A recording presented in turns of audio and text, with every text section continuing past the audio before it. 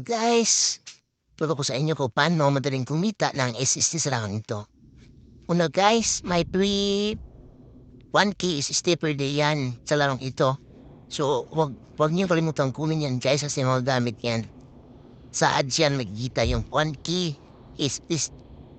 SSD per day. Tapos, pag nakabili ka na nakakuha na doon guys, bili mo na ng reboot stone yung mga free mo na SSD.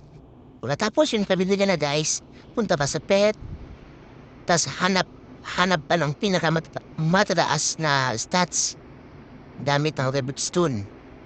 5 try yan guys para makakuha ka ng pinakamagandang stats na.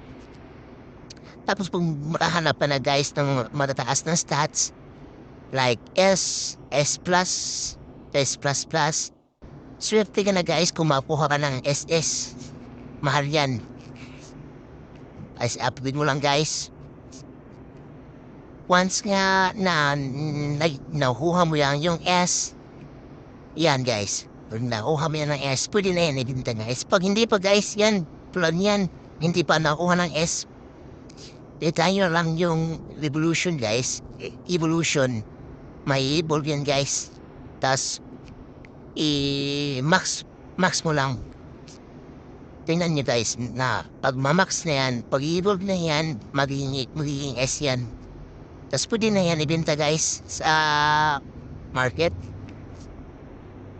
Sa range price yan is 15K to 20K. Dati guys, mahal yan guys, nasa 40K. Ngayon, mababa na. Goods pa din guys. At least makakaroon ka din ng SSD. Yun lang guys, salamat.